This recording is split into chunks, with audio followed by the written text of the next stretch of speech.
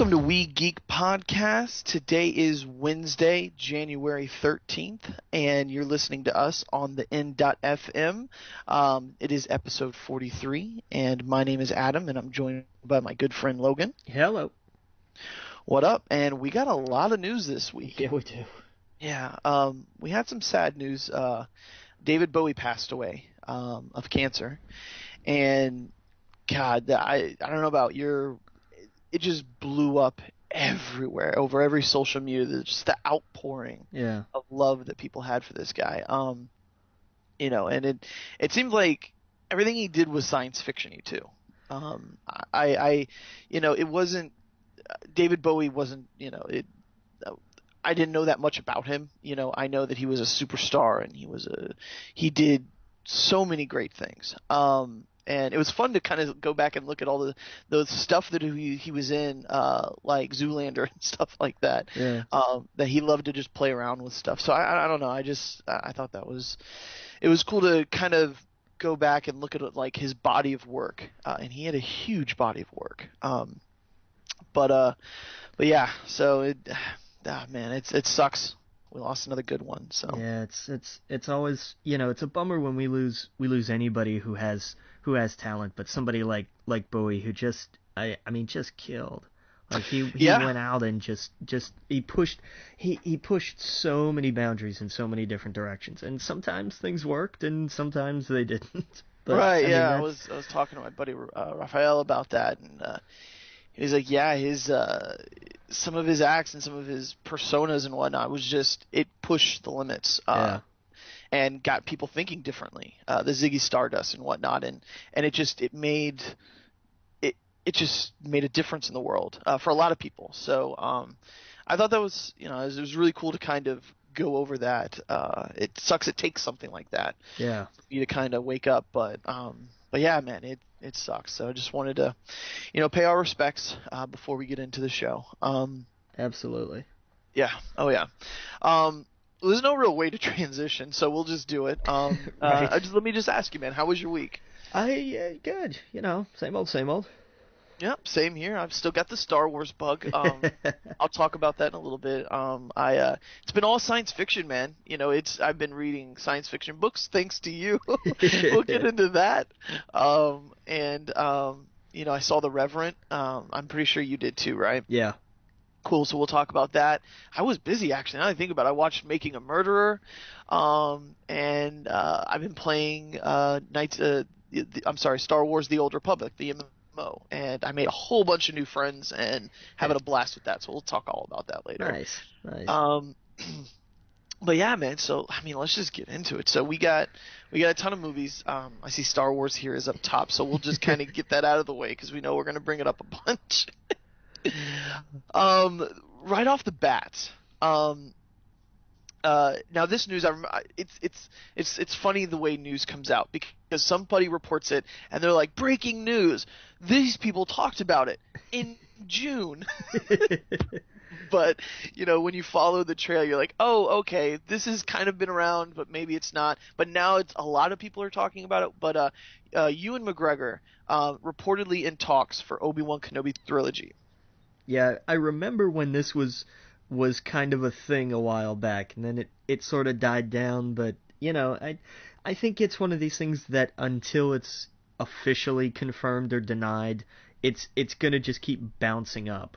Right. Yeah. Exactly. It's there's no reason it couldn't happen. It actually makes a lot of sense. Ewan McGregor was, in my opinion, probably the best thing about the prequels. His story, his character is interesting. I know you've talked about his comic was super interesting. It was super cool. Just that one brief thing we saw of him during that time period. This is a way for them to tell a Star Wars story that isn't a big space opera, that could be more like a spaghetti western in a way. Totally. We have this huge planet of Tatooine that we want to go see the Mos Eisley cantina again, but guess what? There's so much else. I guess there's not so much else, but there's a lot of other things on that planet that are interesting, like the characters, Jabba's palace, other things that we just don't know of. And he doesn't have to actually stay on the planet. I'm sure he wasn't just looking over Luke's shoulder for all those years, he probably left and he had to do a few things, covertly, to make sure no one knew who he was. But at the same time, I don't know. I would totally be in for that. Maybe not a trilogy, but maybe just a standalone. I'd be open for it. What about you? Yeah, I could do one or two. Yeah, That'd be yeah. fine. I think it'd be great. He's the perfect age for it too. Yeah. Yeah, now that you mention it, he is. Yeah, he would look a lot like it, and I'm sure with movie magic, not too much, but it would work. So I would totally be in for that. I loved him in the prequels. Yeah. Well, I mean, it's easy to make somebody look slightly older. Yeah. That's not a stretch. Making somebody younger is an issue, but Exactly. Yeah, and that's the beauty of it is we could pick up the first film not too far after, where we left him. It doesn't have to be right, where he's an old man. I think it'd be fun and it would tell a different kind of story. This is what the novels did best is when they kind of got away from the original characters and I loved reading like the tales from Jabba's palace or the bounty hunter's quest and like all these different stories because there's so many worlds and places to explore and it'd be really cool seeing him learn how he figures out he training to become one with the force at the end, that whole story. So I don't know, it'd be cool. yeah. Yeah. We got some more, of course, Star Wars news. Lawrence Kasdan says Han Solo will film. Oh, I'm sorry, I'm reading this wrong. Lawrence Kasdan says Han Solo film will take place around 10 years before A New Hope. Yeah, so it's not going to be like, and here's the birth of Han Solo. No, it's going to be like, hey, here's a slightly younger Han Solo. Exactly. Yeah. Yeah. Exactly. So he's going to be. I mean, Han Solo was probably in his late 30s in A New Hope, I'm thinking. So yeah, that sounds about right. Mid to late 30s, I think. Right. Yeah, he was. Yeah, that's kind of the age I figured him. So in his 20s would be perfect. Go ahead and give the short list. Yeah, this is like there was like a dozen names, and I really only picked the ones that I recognized. Mm-hmm. And some of these are odd. As much as I'm a fan of Logan Lerman, who was in the unfortunately made Percy Jackson movies, because that's a series I love. Those movies were garbage. He just doesn't have the look for it. I saw him and I was like, I don't see him as Han Solo. Like, he's just way too boyish. Right. You need a certain cut. You need a certain charm. Kind of the same thing with Miles Teller. I don't see the new Reed Richards being able to pull this one off. No, I don't either. Scott Eastwood is a good choice. Mm-hmm. Even Dave Franco is not a bad idea. Mm-hmm. You could work with him. Emery Cohen is the only one of these that I wasn't really familiar with. He was in Brooklyn, and I haven't gotten around to seeing that one yet. But he had a look that I thought could work, but I don't know. A lot of the names on here when I was looking them up, I was like, they look too fresh. The name that I liked, and I've loved him in all the films I've seen him in, is Ansel Elgort. I'm probably mispronouncing it. You might know him from in The Fault in Our Stars. He's also in Divergent. He's the brother, I believe. He's the young adult kid. Right, exactly. He's in all that stuff now. Face. Yeah. I'm going to send you a picture of you know what his face looks like, but to me he really just. Oh, that'll work. The mouth. I don't know. That sounds weird, but when you look at his face, the mouth, it looks like Harrison Ford to me, like a young Harrison Ford. Yeah. And there was a guy. I don't know his name off the top of my head. He was in The Age of Adeline. I'll look it up here, but he played a young Harrison Ford. Now he didn't do much. He hasn't been in much things, which actually might not be a bad thing. Right. But he killed it as a young Harrison Ford. The way he talked, the way he looked. I'm sure it was a lot of some CGI in there or something, but he pulled off a young Harrison Ford. It was Anthony Ingruber. So butchering the name, of course. He doesn't look like anything like Harrison Ford in the pictures that he like on IMDb and whatnot. But when you watch the movie, you're like, oh wow, like he's got that same smirk, which I'm sure they can do with any of them. But it's pretty telling. So, but yeah, man. So that's the short list. We'll see, what comes out of it. Right. Um, let's see here. Oh yeah. There is officially J.J. Abrams has come out and said that there is no extended cut for The Force Awakens. Yeah, the DVD will have like deleted scenes and whatnot, but there's not going to be like a director's cut version. Yeah. Right, exactly. Yeah, and so I expected that. I'm sure we'll get, like you said, deleted scenes. That's great. Um, but yeah, so it's I want to know behind the scenes more than I do like extended scenes, if that makes sense. Right. Yeah. Yeah. Yeah, and that's what we're going for. He's also done a few interviews where like I don't know if you've heard any of them, where he's kind of explained like, oh, you saw a lot of A New Hope in this movie. It's kind of the point. Right. Like, Yeah. I saw that. right, like he was like, that's what we were going for, and so that's we wanted to take you back to a familiar place and have the bones of the originals, but we wanted these new characters which are telling a new story, and they absolutely are. And he goes that is the most important thing about this. All of those other things, sure, they're great, they're familiar. That's how we get you comfortable and get you relaxed, and then we show you these new characters and a new story in a new direction. And I loved how he explained Maz. He's like, she's like like Yoda, but she's not. Her character's completely different. So I was like, wow, he's kind of right. Like she's very much like him, but in a sense she's not. Right. So I thought that was cool. Did you know he based that off of her teacher, his old teacher? Really? Well, that's not entirely surprising. Yeah. He was like, I wanted an old mentor, like an old grandmother or a teacher, the way she speaks to you, and that's what she does in the movie. And I thought, oh, he nailed it.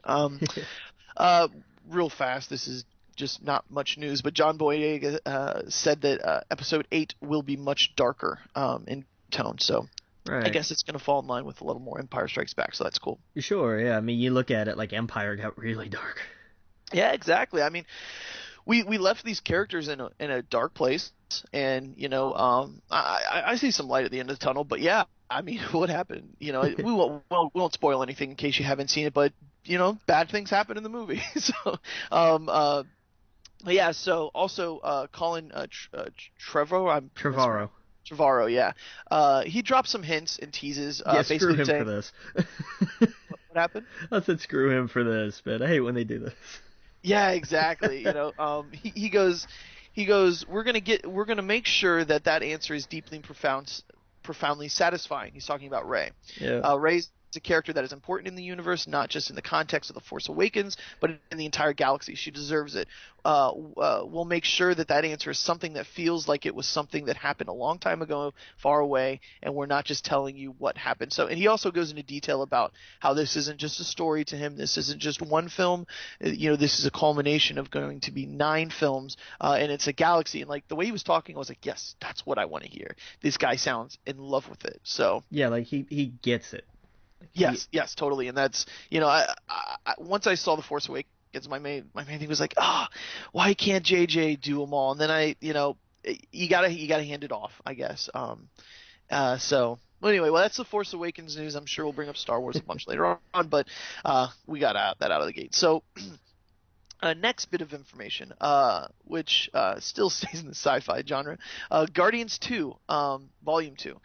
Scenes from upcoming Marvel film will be filmed in 8K using Weapon 8K camera system from Red. This news dropped the same day that Warner Brothers did their whole, we're putting out a bunch of Blu-rays in 4K. Now they're like, that's great, we're going to start shooting movies in 8K. I was like, God bless it anyway. I don't even know what that means. Like, how do we really want it to get that? I don't even know what that means though. What 8K? I get 4K. It's more high def. So 8K is just like super duper. I don't. At some point, it's gonna look like. Did you ever see the Hobbit when it came out? And yeah. I think that it had more to do with the refresh rate. It was what, 24 frames, I think. Right. You looked like you were watching a play, and I did not like that. Yeah. No, I was. Yeah. Yeah, I was like, I feel like I'm watching a play and not a movie. I'm not immersed in this world. I feel like I can see their beards on their, like, glued to their face, and they're moving around on an actual stage and not this world that I'm supposed to be just involved in, and I thought it was weird. So 8K, what? Okay, all right. Well, we'll see what happens. Right. Let them push the tech. Keep going. Keep pushing this stuff forward. But 8K, more Dolby Atmos, whatever comes next after that. Keep going. Keep pushing. I know I sound like an old man, but you got some valid points. Like there does come a line where it's like, okay, suddenly the wall, like it's so real that suddenly the wall goes up. Right. Yeah. Exactly. When I got the TV with I think it's like 256 refresh rate. I have no idea. I'm just throwing numbers out there, but it was a really high refresh rate. Some of the channels, I'm like, oh wow, I've never seen this movie like this before. It looks fake. Yeah. I forgot what the one it was. It was the one where it had The Rock and Samuel Jackson and they die, and then Will Ferrell takes over or something like that. I don't know, the good guys or bad guys, or do you know what I'm talking about? Oh, the awful cop movie he did with Mark Wahlberg. Yep, that was the one. That was the time I realized, wait, this looks like a play.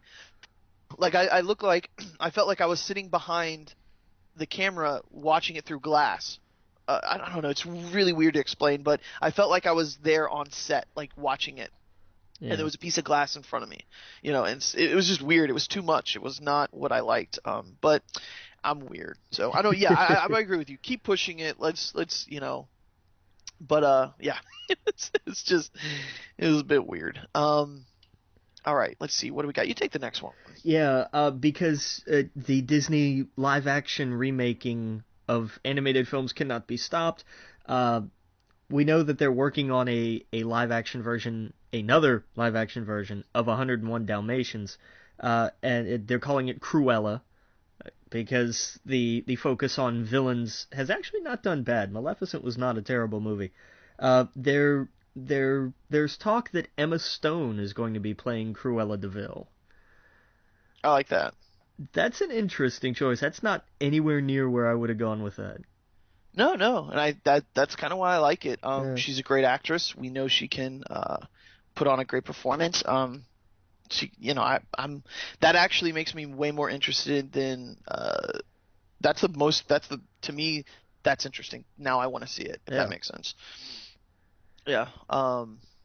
But yeah, I mean, you've heard me. I haven't been the biggest fan of these Disney live action telling of the villain side of the story. So that to me immediately was like, eh. But then when you said Emma Stone, I'm like, oh, okay, I like her. So okay, I might be in on this. So we'll see. There you go. Whatever works, man. Oh yeah. Go ahead and take the next one. Yeah, Ben Mendelsohn, who I forgot what he was in recently. He's gonna be in Rogue One. He was in something. It was in something this year. I can't remember what it was, but he is gonna play Nolan Sorrento in Ready Player One. And for anybody who's not read it yet, shame on you. Go read it now, or listen to the audiobook. Will Wheaton does a great audiobook read. Sorrento is the bad guy. He's the main awful person. He's in a movie this year that has not been released. He's in Rogue One. Okay. Yeah, the Star Wars movie. Is that what you meant? He was in. I could have sworn there was something. I don't know. Guns for Hire. I'm looking at his wiki. He's a voice actor for Axe Cop. He's in a TV show Bloodline. Mississippi Grind. Whatever that is. Slow West. Those are the only things. I think the big one in that people keep pointing to is Rogue One. That he's part of. Oh, we'll get to that in a little bit. I'll pull up the story. That was the other bit of Star Wars news. We'll get to that after, like, in our spoilery section, because there has been kind of a leak of the synopsis of Rogue One. Oh yeah, I had. So saw that. We'll talk about that later in case everyone still wants to be surprised. It's not that big of a surprise. I think it's more interesting their choice of what they're doing, but we'll save it till the end anyway. Yeah. But that's cool. That's awesome. He's getting a lot of work in some pretty big films. Yeah, right? You go from you're going to be involved in a Lucas franchise and a Spielberg franchise? Oh, God. Yeah, exactly. Like, holy Yeah. cow. Yeah, he was. I'm looking here. He was in Exodus, Gods and Kings. He was in Dark Knight Rises, Killing Them Softly, The Place Beyond the Pines. So he's been in some good pictures. But yeah, dude, pff, Spielberg and Star Wars. Holy cow. So, um, let's see here. Go ahead and take the next one as well. This one I threw this in here because I thought this was interesting, although I really have no idea what it's actually going to mean. Uh, Right. Relativity Media has been going through bankruptcy. They filed Chapter 11, did the whole bit, and coming out of it, they've got a new president of the company whose name is Brunetti. He's a big producer, and they have a new chairman. Somebody that people may be familiar with. His name is Kevin Spacey. Oh wow. That I like just seeing the headline Kevin Spacey, chairman of movie studio. I was like, okay, that's Right. like that. Just I didn't know where to go with that. Really, Yeah. No, that's crazy. it's I mean, it makes sense. I mean, you can tell that Kevin's got a lot on the ball, but like Yeah. it just kind of surprised me. I was like, okay, Yeah. sure. Uh, Yeah, absolutely. That's interesting. Kind of see what he would do in that position. Is So this yeah. is this part of House of Cards season 4? Yeah, Are we exactly. are So we I all was just kind of like being swerved here or what? right. I was thinking that in Lex, like he's really taking charge. Oh yeah. Uh, Did you see the trailer for The Conjuring 2? yeah, I did. Oh yeah, we talked about this. You didn't like the crucifixes, right? Well, an inverted cross is not. It became look. Mask of the Red Death really threw this one up there. It was like this is a satanic thing, and I'm like, no, it's not really. And it Uh, just caught on. It's just my, right. I just hate when do your homework. There are so many other things you could use that actually look creepier. You know, Right. but that's Well, I mean, you also have to think though, like, what do most people think of when they think of an upside down cross, regardless if it's right or wrong?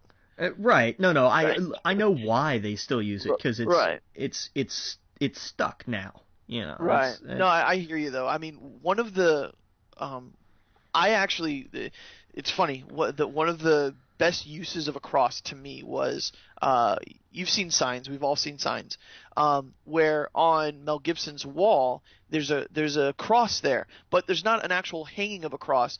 It is, you can tell there was a cross there for years, and it made the wallpaper like dirty behind it or whatever. yeah. Or it stood out. And to me, he lost his religion in that movie. He lost his faith, and that to me, like, that's when M. Night Shyamalan shines. That's when it's like he didn't have to say anything, he didn't have to do anything. That moment where you're looking at the wall and you see that, oh wow, this guy used to be extremely religious, and he took the cross down. That's a cool way to use a cross. So Yeah. yeah, just flipping it upside down is so cliche now. I totally agree. Yeah, and it's Yeah. and it's wrong, but I just it's stuck, whatever. Mhm. That was, and it kind of sucks that was what I took away from that trailer, I guess. But it's such a big, like, the whole, you seen the trailer, like the whole room is just covered in wooden crucifixes, and so they Oh, all get flipped, and I was like, but yeah, I know. everything else, like, it doesn't look as creepy as the first one. The first the Conjuring is still one of my favorite horror movies. Oh yeah, absolutely. The thing is though, I wasn't that big of a fan of the trailer of The Conjuring. It didn't blow me away Yeah. until I started hearing people going, "You need to see this film." I'm like, "Oh, really? That's interesting." And I went and saw it, and I was like, "That was really good." So, I also don't like trailers for scary movies because they show you all the scares. Right. One thing, and I know people do not like Paranormal Activity, but I think it was the third one. It was the second or third one, which to me it was still pretty good. The entire trailer was not in the movie, and I loved that. So think of, if you wanted the film, the entire trailer, none of those scenes were actually in the film, the scare scenes. They were all cut and used for the trailer instead. So I thought that was kind of cool. So that when you went in, you walked away going, I didn't see any of the stuff that I saw before. It was all brand new. Yeah. And it kind of gave you an idea of, this is about the little girls in the 80s or whatever. So I don't know. I thought it was cool. Yeah. All right. So let's see here. We got Batman vs Superman. Yeah. Liar Zack Snyder says he hates spoilers in response to trailer backlash over trailer revealing entire film. Yeah, he was like, I don't like spoilers either. I'm like, did you see your own freaking trailer, Zach? Yeah, yeah, that was really And bad. I will give him this. If as he says, this is not the entire movie, then you know what, okay. But Right, the way that the trailer is framed, the way that it's set up, it's like, no, this is the film. Enjoy. right, Like yeah. and I was just like, well, that blows, man. Don't do that. And then yeah, he came out. He's like, well, I hate when spoilers leak. And I'm like, they didn't leak. They were in your own freaking promotional material. Right, exactly. It's like he's just trying to make face now. He's trying to come back and be like, guys, I'm just like you. I don't. Oh, you could tell that wasn't a good idea. Yeah, from the guy who wrote and directed Sucker Punch. Right, yeah, exactly. Let that be until he makes a solid, this is actually not an awful movie. That's gonna be exactly how he gets branded. I will make sure. Hey, I like 300. I thought 300 was great. I even liked Watchmen. I thought it was good too. Yeah, and then they said, well, now you're gonna have a huge budget and total creative control. What are you gonna Right. do? And he made Sucker Punch. Right, right. No, I mean, 300 is probably his shining achievement. When Watchmen, it's okay. It got mixed reviews, but the first few minutes of that film is the best. That's all you need to watch is Yeah. that opening. He makes really good music videos. So Yeah, yeah, right. but yeah. Let's see here. We got Avengers Infinity War. Russo brothers say that the film's story will unite the entire Marvel universe. How many characters was it? They said, what, 67? I remember I made a list because I was, like, really bored.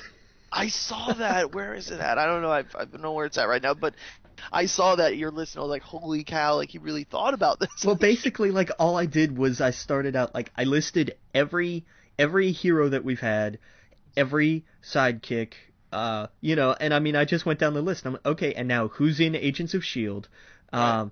And who's in all the Netflix series. Like, that was pretty much all I did. And then I guessed on, like, the ones that we don't know. Like, a couple from Doctor Strange and, like, Captain Marvel and Adam Warlock. People that I'm pretty sure we're going to have. But there This weren't. is gonna look like a toy chest of a movie. Like this. I'm okay with that. What happened? I'm totally okay with that. Yeah, yeah. I mean, normally we get like freaked out when it's 4 or 5 characters, but to be fair, it's when it's 4 or 5 characters that are trying to tell a story, that's when it's bad. Yeah. But when it's like, oh, we have like 60 some characters in here, it's probably a huge fight scene. Like, let's be real. It's probably we're going to be seeing the street guys on the street. We're going to be seeing the guys in the air. We're going to be seeing, it's probably going to be kind of like the end of Avengers, or the end of Avengers 2, where it's just a huge, massive brawl, and I'm okay with that. And this just kind of confirms to me Guardians of the Galaxy are definitely going to be in it. Oh, well, they, by this point, they would have to be. By the time we get to Infinity War, they have to be. Right, and, in the movie that's coming up, Volume 2, it doesn't have to have anything to do with Infinity War. It can just be kind of, shoehorned in at the end, like, hey, we're heading to Earth or something. Right. But we're going to take a break here, and we'll be right back. Again, of course, you're listening to We Geek Podcast on the N.FM, and we'll see you in a minute. Welcome back to We Geek Podcast on the N.FM, and we still have a ton of news to go through. It was busy this week. We got some cable news. Deadpool co-creator Rob Liefeld hopes that Time Traveling Mutant will come to Deadpool sequel and will be played by John Hamm. That's the part that blows my mind. I love it. Like, that's really interesting to me. Yeah, I love John Hamm. I think he's great. I think he's an older actor. He's not old, but he's like dad age. You know what I mean? He's perfect. Right. I think for when I think of Cable, I think of an older guy. You got to have him a little bit older than Scott. And wise. I don't know. John Hamm is just he can pull that off. He's confident in the way he walks around. I don't know. It's just I could totally see that. Totally. It could work. Yeah. Yeah, and I love that. I love that idea. It's gonna be interesting. That's gonna be the best thing about that X-Force movie. I think is gonna see Cable on the big screen. Yeah. and how that comes about. To jump around real fast, did you see that Deadpool officially got its rated R? Yeah, there's a shock. Yeah, exactly. I'm like, wait, didn't we already know this like a while ago? But yeah, I guess they officially came out and said it. So we got some Robin Hood news. Robin Hood Origins. Jamie Foxx with two X's cast as Little John. I always find that funny when his name is with two X's. Yeah. Yeah. But yeah, he's cast as Little John, and he's like, did I see his synopsis? Like he's a war hero or something? Okay. I don't know. Yeah, I'm probably making that up, but I think I saw something like that. I always thought Dave Chappelle did a really good Little John. Well, he was a Chew. A Jew that wasn't it Robin Hood movie that he was? Men in Tights. Yeah. Oh, okay. I thought he was Little John in that movie for some reason. No. Who was Little John in that movie? I forget. Okay, I forget. But anyway, he was the best part about that film. Man, I saw real fast. I saw that Dave Chappelle's shows, you have to put your phone in a case that makes it so it doesn't ring, it doesn't turn on, and you can't use it, and it locks for the entire show. And you're not welcome into the theater without doing that first. I was like, oh, that's awesome. Yeah. So people can be surprised. But yeah, okay. So we got Black Panther news. You take this. I know you're excited. Yeah. It's been so on again, off again with Ryan Coogler about is he going to direct it? Is he not? What's going to happen? And finally, Marvel officially said yes, he is going to direct. So, yep. Yay. Absolutely, yeah. And this was, yeah, we've been talking about the last few weeks. I think it just came down to they didn't sign their name on the dot. You know? Yeah. People probably just saw him walking in and out of that office a bunch. Let's see here. We got Creed 2 news. MGM reportedly looking at November 2017 for release of Creed sequel. Okay. Yeah. So I thought that was cool. Let's see here. All Eyes on Me. You take this one. Yeah. I thought this was cool. Yeah. And I know I'm gonna butcher this name. I'm sorry. Dene Gurira. Gurira. There we go. I'm sorry. Who plays Michonne on The Walking Dead, was cast as Tupac's mother and Black Panther member Afeni Shakur. So right. That's cool. Like they said, look, we need somebody who can play like this kind of really strong, badass kind of persona, and who better? Really, right? Exactly. Who better? Yeah, I think she'd be really good. That's interesting because I don't really know much about the story of her. I know that she was in the Black Panthers, but that's about it. Yeah. Yeah, so that'd be interesting. That's awesome. Now this one was weird. Go ahead and take it. Yeah, Dalian Wanda Group, which is a Chinese conglomerate corporation kind of deal, bought Legendary Entertainment for like $3.5 billion. Oh wow, yeah. So they pretty much it was that King Kong and Godzilla's all in that, right? And Pacific Rim and some other stuff, yeah. Right. Okay. What? Pacific Rim is a part of that? Yeah. They could have an entire. We know King Kong and Godzilla reportedly are gonna do crossover, but holy cow, that I didn't realize Pacific Rim was in that too. So they could be a part of all of that if they wanted to. In a weird, like, we've opened a dimension. Right. Then they walk into it. Yeah. But we got some Gambit news. Filming to begin in March. Side note, that's what was up with Tatum's hair in the Golden Globes. It did. When I saw that, I was like, what the hell? Like, that looks awful. But then when they were like, oh, by the way, it's because of this, I was like, oh, it's because he's in a tux. Like, it doesn't match. Right, exactly, yeah. Yeah, I thought it looked a bit odd. It's like really long, but it was like put back, right? Yeah. Yeah. Yeah. See, I didn't see much of the Golden Globes. I saw like the whole opening thing. Thought it was pretty funny for what I did see. I did see that Leo finally won. Well, no, he's won a Golden Globe before, right? I think so. Yeah. Right. Oh man, I hope he gets it for the Academy Awards, or we're gonna riot. I'm thinking. World War Z director Juan and Antonio, but you take this, man. I can't do names. Yeah, Baneo, Bane. yeah, Just take it. Juan Antonio Bayona. There you go. He bailed. He's like, nope, I have a scheduling conflict. So Yeah. So okay. Well, see, so it's World War Z. So because that was so weird because it was a book that was about stories during it, and then they completely changed it for the movie. So yeah, kind of interesting to see what they would do after that.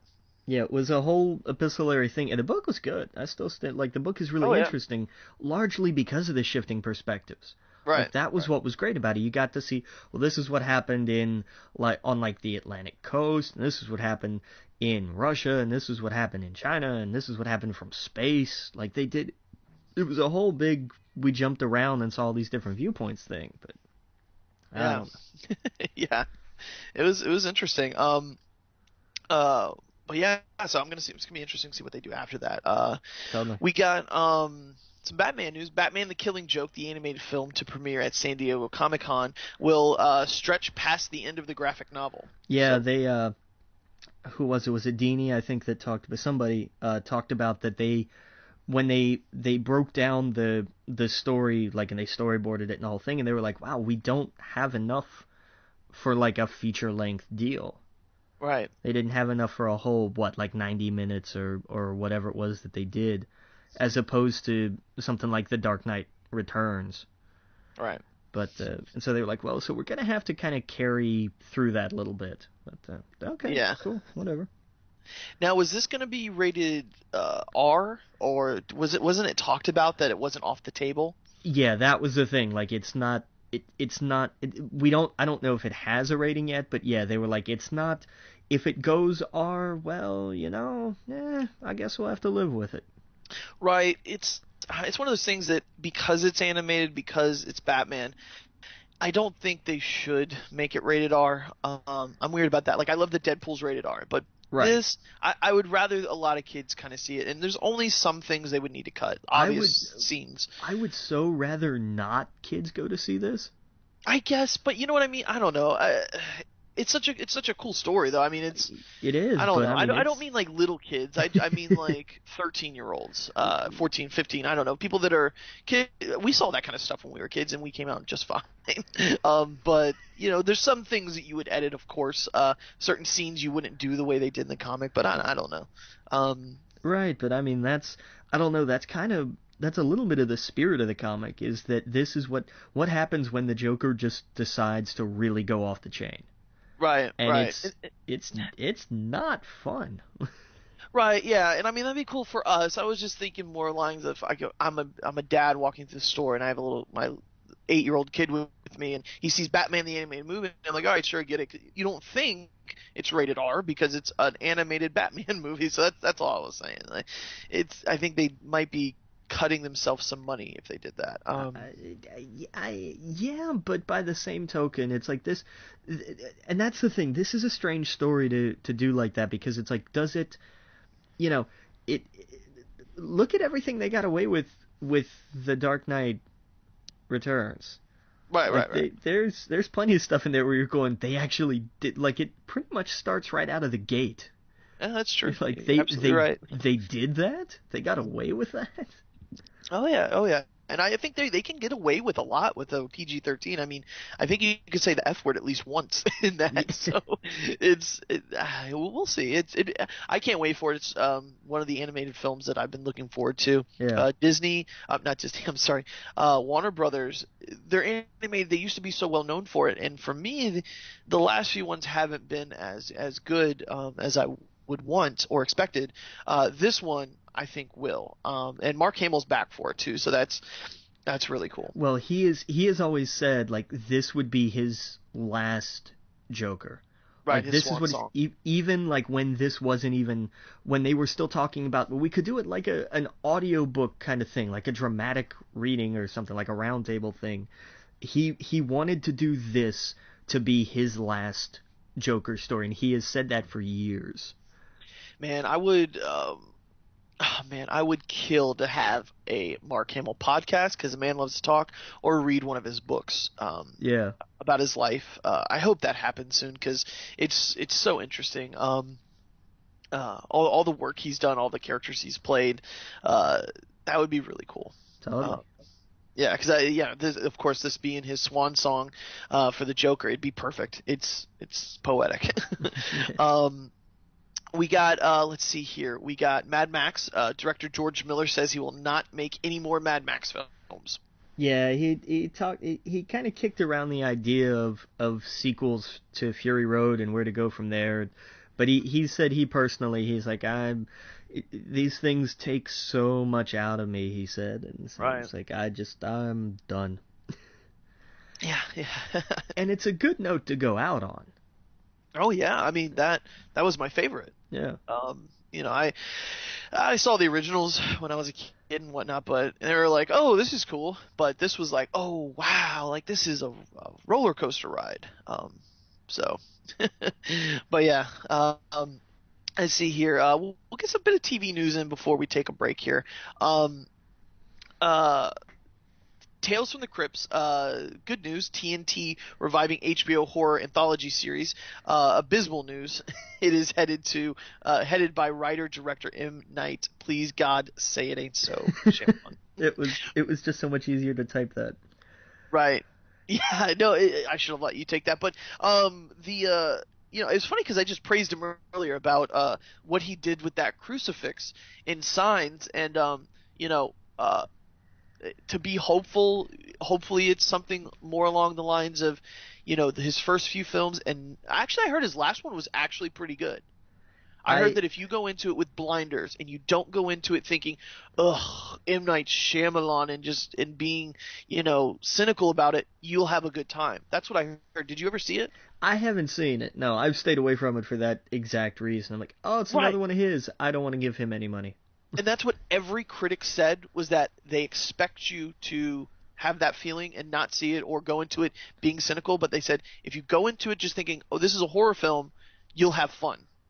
It's about like staying in a grandparent's house and they're crazy or whatever. Yeah. I want to see it. I don't know if it's out on DVD or Blu-ray or anything like that yet, but I think so. Yeah. Yeah, yeah. We'll get into something later that I saw called "What We Do in the Shadows." Oh my God, it's hysterical. You got to see it, Logan. Yeah. But yeah. So anyway, yeah. So take that for what it is. Tales from the Crypt. Good news, bad news, probably not good. But we'll see. I'd rather it be on HBO. Like, why? That would be exciting. HBO wouldn't have made. I don't know if they would have with M. Night Shyamalan, but they're too busy doing Sesame Street. Yeah, what a weird turn. Yeah, Right? that is odd. It would be cool to have Tales from the Crypt and Sesame Street on the same channel, though. In a crossover, that would be pretty fun. Yeah, exactly. Well, I mean, we shouldn't get into any more news for the moment. We're gonna have to take a break. But when we come back, we got a ton of TV news, video game news, just tons of news, reviews, and we'll see you in a minute. Again, you're listening to We Geek Podcast on the in.fm. See you in a minute. Welcome back to We Geek Podcast on the in.fm, and got a lot more news to talk about. Let's see here. We got some Teen Titan news. Fortunately, all you Teen Titan fans, but TNT has pulled the plug on their plans for the live-action series, so it's been scrapped. Now, they shot a pilot, from what I understand, right? Did they? I maybe I read that somewhere. Maybe they didn't. But unfortunately, I know that a lot of my friends. Well, I shouldn't say a lot. I saw like 2 or 3 people that were really pumped to see this because they were Robin fans, and it looks like it's not happening. I'm curious why they pulled the plug on it. I mean, comic book TV shows seems to be all the rage now. Well, because they decided to pay M. Night Shyamalan to do Tales of the Crypt, probably. Oh, you're right. I didn't even think about that. Good point. They're probably going, well, let's go this route. Yeah. Well, and here's another thing. There is a silver lining to this cloud, which is now the CW has more toys they can work with. Very true. Very true. That's perfect. You're absolutely right. That's another thing they could do, because let's think about it. What does the CW do best? Crossovers.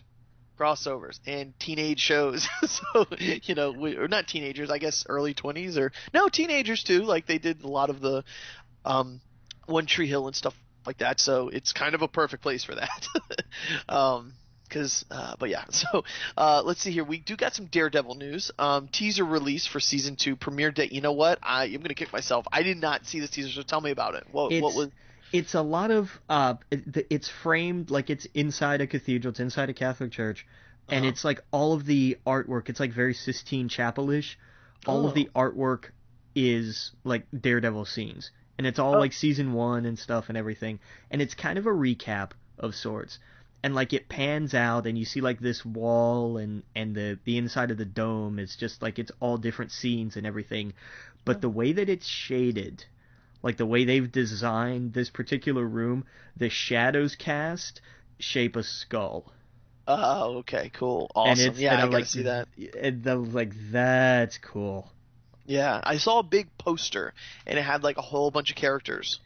I think the poster is kind of like a still from the end of the trailer, basically, I think. Gotcha. Okay. That's cool. I can't wait for this. It can't come soon enough. I loved Daredevil. I love Jessica Jones. And when March 18th is when it comes out. So yeah, so a week sooner than we thought. Right. So just a few more months. And we got it. We're going to get Game of Thrones, Daredevil. It's going to be fun. We got Game of Thrones Season 6 given official premiere date of April 14th. 24th. 24th. Why did I say 14th? Holy crap. Yeah, the 24th. Wishful thinking. Exactly. Oh, man, I need to lay off the rum. But I'm just kidding. But yeah, man, man, I can't wait for that show to come back. It is a great time to be alive to watch television. It's golden age. Let's see here. Go ahead and take the next one. Yeah, we got this. We talked about this a little bit. DC is working on a comedy series at NBC. It's called Powerless. We talked about this a little, I don't know, a month or two ago probably. That it's going to focus on like the insurance agents who have to deal with the claims after a big superhero brawl tears down somebody's store or whatever. They've officially been given a pilot order by NBC, so it is going to at least have a pilot. Cool. Yeah, no, this is what we were kind of talking about. There's so much comic book television. Right. I've been getting lost in it. I'm getting lost on what's coming out where. We have Damage Control with Marvel, I believe, which is going to be shot like kind of like The Office. Yeah, and they're also doing another Marvel comedy. Right. Yeah, and I thought I was like, oh, so they're doing a second one. I don't know what it's about. Yeah. But it's going to be alongside Damage Control, so we'll see. And on top of that, isn't the Marvel's Agents of S.H.I.E.L.D. getting a spinoff pilot? Or? Yeah, Marvel's Most Wanted. Yeah, they wanted it for this season, and ABC said, no, maybe not. But there's been such a strong reaction to Mockingbird and Hunter that they're saying, you know what? Okay, fine, give us a pilot. Right.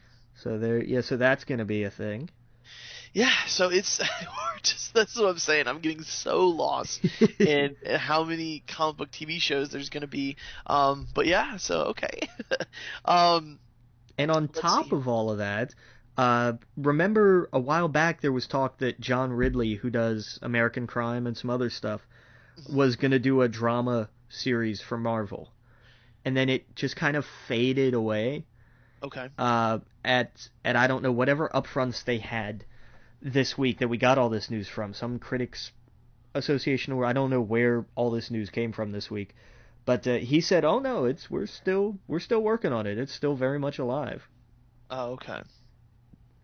Yeah, no, it's there's so much. There's so much. I wonder who that would be about. When I think drama, for some reason, I think like Hulk. But I don't think that would be the case. That'd be too much on TV. CGI. Back then, when you could do it and he was just painted, fine. But right. So coming to ABC from Marvel Studios, Green's Anatomy. Like, no, I don't want that. Right. Yeah, exactly. We got some more comic book TV news. We got The Flash, Aaron Douglas, which is Battlestar Galactica, to play criminal mastermind the Turtle this season. Kevin Smith also to direct an episode, which will air in May, which is the best news ever. Yes. That is a match made in heaven. Did he announce this on his podcast? No, this came from the same, like we got from where we got all this TV news this week. Gotcha. Okay, yeah, because I was like, because I listened to his podcast pretty religiously, and I was like, I don't remember him. I do remember him, talking a little bit about finding out about the Wonder Woman trailer and all that other stuff. So yeah, this is a match made in heaven. I can't wait to, I can't to hear what's going to come out of some of these characters' mouths is going to be great. Well, oh yeah, especially Cisco. Like, it's going to be perfect. Oh my God, could you? That's a behind the scenes I want. I want to see Cisco and Kevin just sitting down and talking. But I want it to be in. I don't want it to be the actor that plays Cisco. I want it to be Cisco. Yeah, exactly. Oh man, yeah. I can't imagine the references he's gonna make. It's clearly gonna be a lot of Kevin Smith references, but I can't wait for that. I can't wait for that. Oh, that's gonna be great. He'll work a couple in. I'm sure. Yeah. There'll be a Silent Grodd reference probably. Yes, exactly. I love. Did you see that bit of fan art that he put up? No, I didn't. Somebody did he and Jason Mewes as Jay Garrick and Silent Grodd. Oh wow, that's perfect. that was funny. Oh yeah. Well, speaking of Grodd, real fast, did you see that he's going to be kind of a big baddie for the next season? Yeah, they were saving him from this season because they're gonna do. He's gonna have his own arc next year. Yeah. And it makes sense. They put him in the perfect place. They set his character up perfectly. He's now where he needs to be to grow, and we'll see what happens with the reverse. It's not Reverse Flash. It's Zoom. Whatever. Zoom. Yeah, we'll see what happens with that character this season. So, man, Flash has quickly become my favorite comic book thing on TV. Netflix still has it, but I'm saying, like, when I turn on the TV, that's definitely the one. Yeah. Yeah, so I'm getting lost in all this comic book TV news. So let's see here. We already went over the comedy from Marvel. Supergirl, Laura Vandervoot. That's it. Say it. That's it. You got it. Okay, hey, I got one. Joining the show is Indigo. Now here's an interesting thing. Mm-hmm. Anybody who remembers Smallville remembers who Laura Vandervoot played. She played Supergirl. Oh, that's interesting. So now she's coming to Supergirl as a different character. She's coming as Indigo, who was one of the... I think she was with the Legion, wasn't she? I'm not sure. I was going to actually ask you who Indigo was. She was from the Legion, I think. She was I don't want to say android, but that was kind of the character, like a Brainiac kind of character. Right. Just in the sense of like being a living supercomputer of sorts. Exactly. Okay, yeah. I'm looking at pictures of her. I do remember her as Supergirl. It's just been so long. But yeah, man, that's cool. That's interesting. I saw something about Legion this week. I just forgot what it was. Something to do with TV shows, but that's cool. That's there. Do you think what's his name? The guy who played Clark in Smallville isn't he rumored to make an appearance? He's been rumored to make an appearance in everything, I think. Right. Take this next one because I know you're a big fan. I love Supernatural. Jim Beaver and Stephen Williams are coming back in one of the later episodes this season. They're reprising their roles as Bobby and Rufus, respectively. But they're going to be in flashbacks. They're both dead. Spoiler alert. And they're not coming back. They're just the consensus seems to be that this episode is going to be like, oh, they're hunting this thing, and then it flashes back to when these two went after the same kind of thing. And so it's like, hey, any excuse to put these two together again. That's a show I would want. They tried to do a spin-off of Supernatural a couple of years ago, and it went nowhere because it wasn't interesting. but give me like Bobby and Rufus the early years, and I'll take it, because those two had really good chemistry, and they're really interesting characters to stick together. Now you've seen all the episodes of Supernatural, right? Or are you going through them now? I'm going back through them now, but I've seen them all before. Yes. Okay, yeah, because I've seen some of your Facebook posts. And I'm like, this is the first time he's watching it. But yeah. Should we take this next bit of news or take a break? Let's take a break. Okay, so we're gonna take a break. We'll be right back. Again, you're listening to We Geek Podcast on the N.FM, and we will see you all in a minute. Welcome back to We Geek Podcast on the N.FM, and oh man, we got a ton of news to talk about. One more bit of information though about TV before we hop into video games. Legends of Tomorrow gunslinger Jonah Hex is to be introduced in episode 11. Yes. Yeah. You saw the movie, right? Don't remind me. I didn't know much to see DC's. I'm a Marvel fanboy all day. I admit that. I don't know much about DC outside of the big players, and I didn't know much about Jonah Hex. But when I heard about his character, I thought, well, that's interesting, and it's perfect for a time traveling show like Legends. Oh yeah. Oh, absolutely. Yeah, this is where we can get into the weird and kind of dig in. So, Jonah Hex, I hope we start getting these kind of weird characters. We all know Constantine, or like you said, Swamp Thing, or Dead Man, or Animal Man, and like just all these weird characters. I hope they embrace them, and because they're not going to be. Let's be honest, they're not going to be a TV show about these things on any other channel. This is the perfect place to do.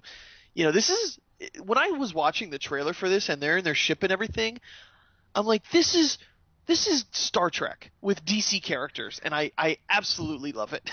Yeah, pretty much. Yeah. There's no other channel doing this, and it blows my mind that there's all of these studios out there going, hey, Star Wars is making a killing. Star Trek is making great money in box office. There's no TV show like that. Not one. Yeah. I can't think of any of them. The only ones that are out there are on like Sci-Fi Channel. Battlestar Galactica to me was like the last big, crazy, awesome sci-fi show, along with like Lost and whatnot. There's nothing like that. There's not space traveling on prime time, if that makes sense. If I'm making sense, I wish they would do that, and I'm glad they are with Legends of Tomorrow. The timey-wimey type stuff. Of course, Doctor Who, it's a staple, but other than that, no one's taking advantage of it. And so I even saw an article on IO9 or Kotaku where they're like, any studio could make a new Star Wars movie right now because Star Wars copies everything. He's like, you could literally have the same crawl because they stole that, as well. So there's nothing that you just change the names. And they're like, it's stupid if these other studios don't do it. So I don't mean to go on a tangent about that, but I'm glad Legends of Tomorrow exists. It was reminding me of Star Trek, and I kept thinking, we'll get something. At least we got something here. Yeah, I mean, could you? There's an episode I want to see: Constantine, Jonah Hex, and Swamp Thing stranded somewhere. Yes, exactly. Are you kidding me? That's ridiculous. Yes, absolutely. That's perfect. But yeah, so we got so that's it for TV news. We can move on to some video game news. Go ahead and take the first one here. Yeah, there's been talk about the Nintendo Cross or the NX or whatever it's actually going to be called. There's some scuttle that's going around that they're finally going to debut it at E3 this year, and that it's going to be released this holiday. Oh wow! Okay, yeah. See, I'm excited for that. Yeah, I don't know. That'll be interesting. We know nothing about it. Mm-hmm. We haven't seen anything about it. So, I mean, to pull a Bethesda like that and just say, look, here's this thing. It's coming out this year. It's like, okay, all right. Right, yeah. Well, it kind of puts... That would officially kill their old console, which they need to. They need a new console ASAP, I think, because the Wii U was just such a disaster. Yeah, in every failed. way. Yeah, it failed. Yeah, it was the. Well, I never owned a GameCube, so I can't say that. I was gonna say it was one of the first Nintendo consoles I didn't own, but it just. I can't tell you how many 3DSs I've owned, but I've not had a Wii U, and it's just because it was just bad right out of the gate. So I'm excited for it. We've all kind of heard the rumors that it's going to be a thing that you can play at home and then kind of take with you on the go, and that's perfect. That's why I liked the 3DS so much, was because to me Nintendo games were perfect on the 3DS. The graphics didn't get better than that. I'm sure the Wii U looked beautiful on the screen, but the gameplay was solid on the 3DS. The classic Nintendo games were solid on the 3DS, and so Yeah. I loved taking it around with me. So the idea of having that go on the go was perfect, which I want to jump around for just a second. Okay. But you saw the special Pokemon edition of the 3DS coming out in February 27th? Yeah. Yeah, I guess I'm going to have to sell my old one, because that is awesome. And it comes built in with the Pokemon games. Now, is it going to come built in with the classic games or like the Game Boy Advance versions? I don't know. I hope it comes with both. Yeah, right. Yeah, or I hope you could at least kind of trade because I think on the 3DS you have the you pay like, I think it's $5, or no, it's cheaper than that. I think it's like, I don't know, it's like $3 to $5, and you have for a year. It's a service where it's like you put all your Pokemon in it. So you can trade with yourself, if that makes sense. You have like your whole library of Pokemon so that you can pull from it in each game, and that would make sense to have the originals there, because there's no Red and Blue on the 3DS as like a remake, but there's like everything else that you can play. But yeah, so I thought that was really cool. When I saw that, I was like, that is not fair that they did that. Yeah. What else we got here? We got Left 4 Dead 3.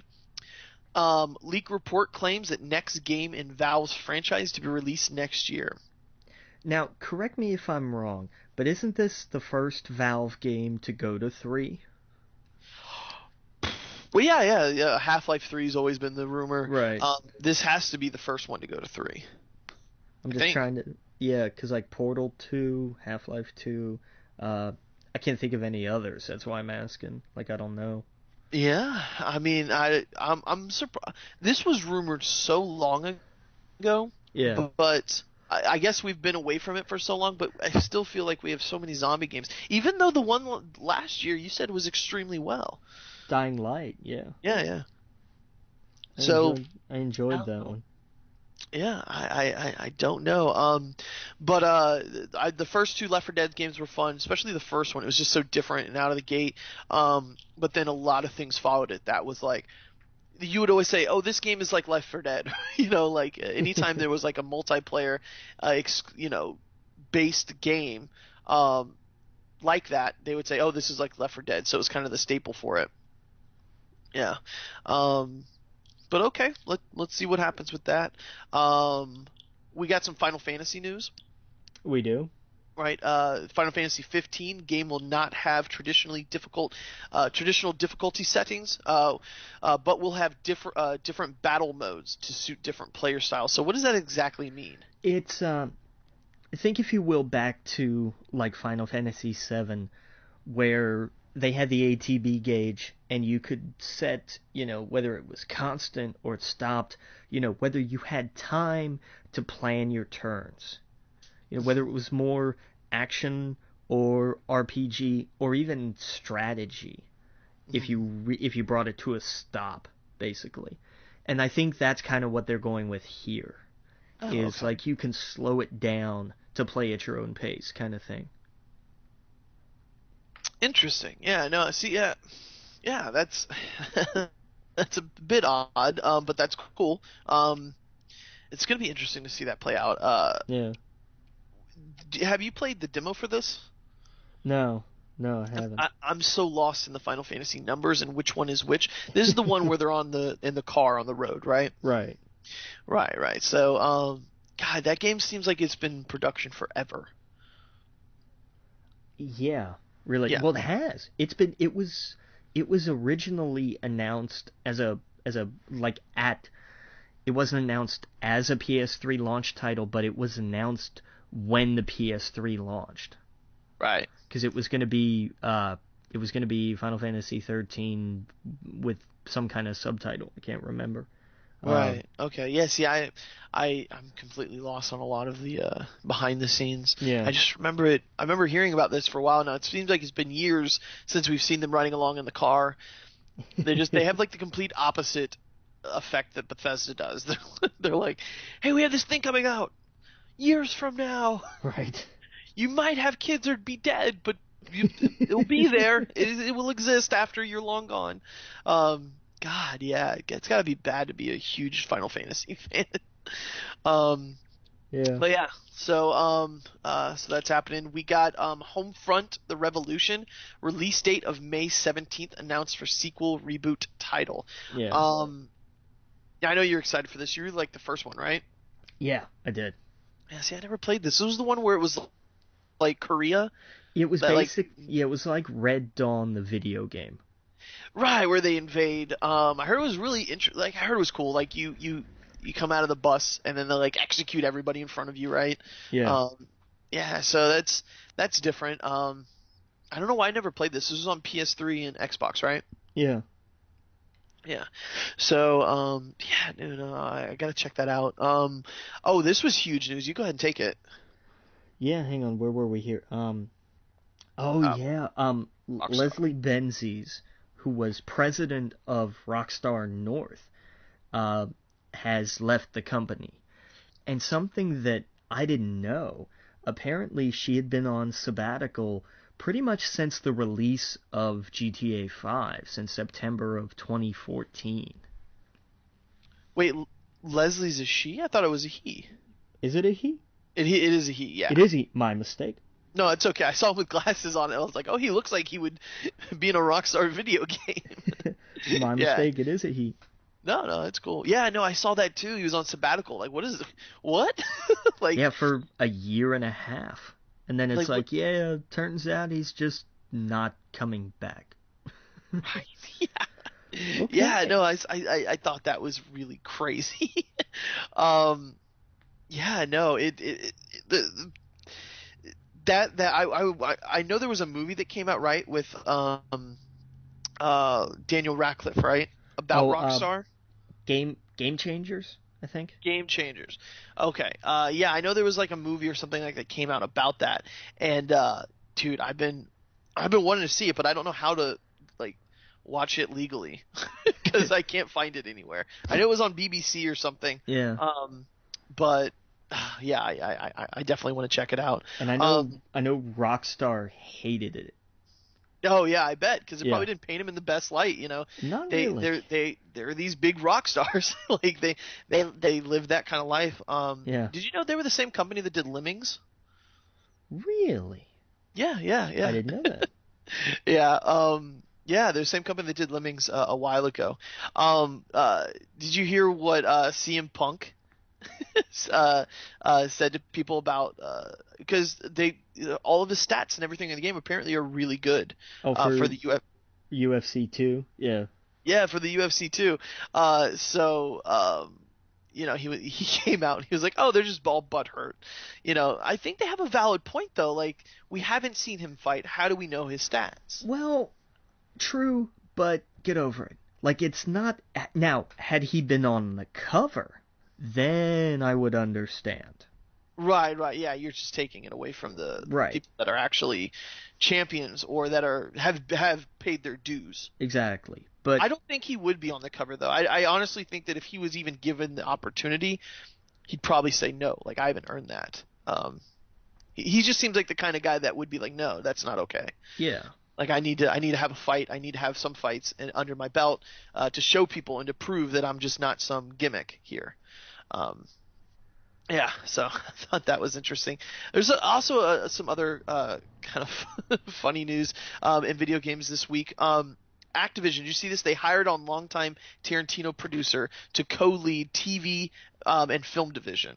Really? Yeah, Stacy Shear to help bring Skylanders Call of Duty to life at Activision Blizzard Studios. Because remember, we heard that they had their own studio Yeah.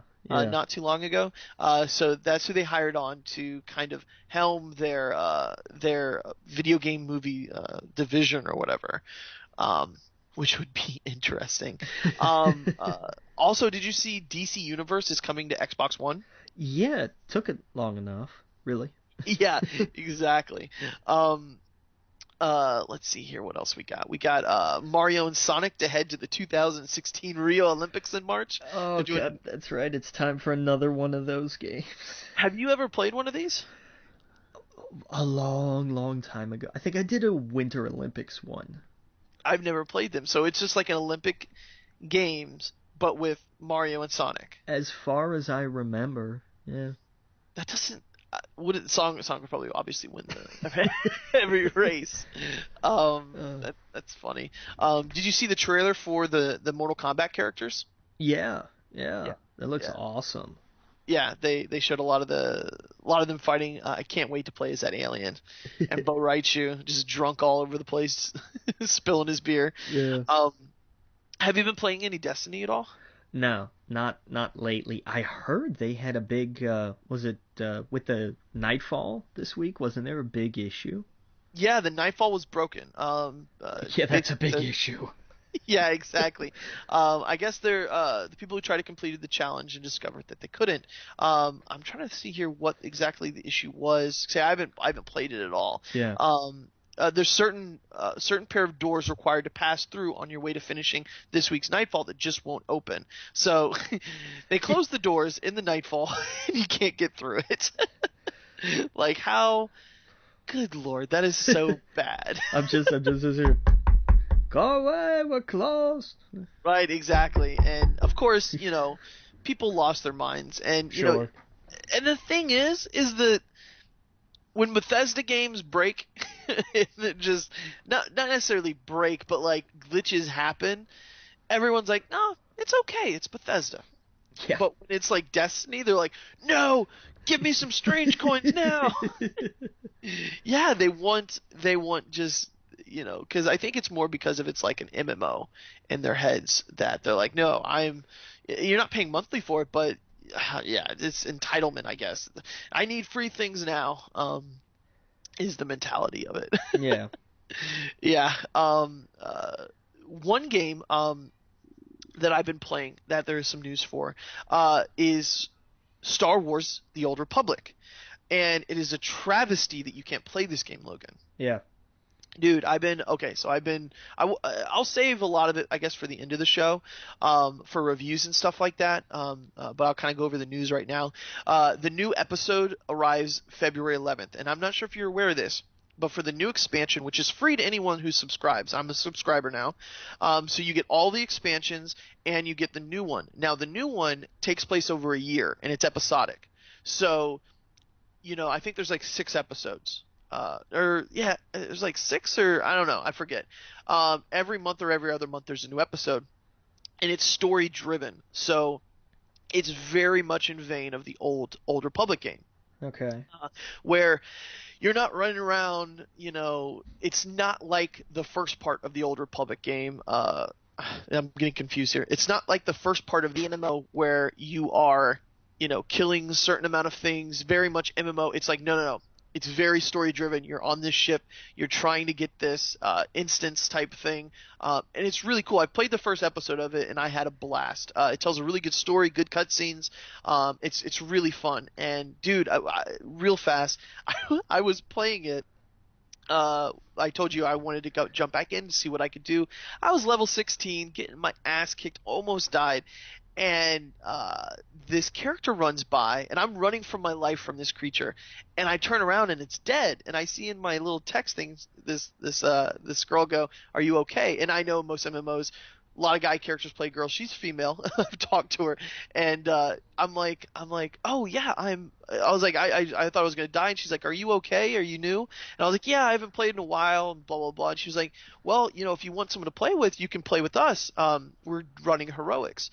And so I said, sure. So I hopped on their vent, and turns out they've been playing games together since Jedi Knight 2 and Galaxies, just like I've been playing PC games. Their whole group is so much fun. Nice. They're such sweet people, super nice. Yeah, she was just tons of fun. So I've been playing with them pretty much as I can this last week or so, and it's I have a group now in the Old Republic. They hooked me up with the house on Tatooine and all this other cool stuff. I could go on and on, but I've been having such a blast in the game, leveling up my Jedi Knight. And real fast before we continue on, what makes the game so cool is that each character you pick has its own story, and each one of those stories are splintered off into two stories. So like Jedi Knight, you can be a guardian or a counselor, and they have their own stories. Same with Imperial agent. You're like a secret agent, and they're so vastly different. Different characters, different companions. The smuggler gets a Wookiee, that kind of thing. They all get their own different ships. It's so much fun. Man, if you get a PC anytime soon, download that game. Anyone listening, it's free. It's free to play. You can go play it free. The best way to play is subscription, of course, because you get all the unlocks. You get, you get all this extra XP. Dude, I have a companion. I don't know if you. It's basically you can summon a companion that helps you fight and whatnot, or heal you or whatever. Okay. It's an Ewok.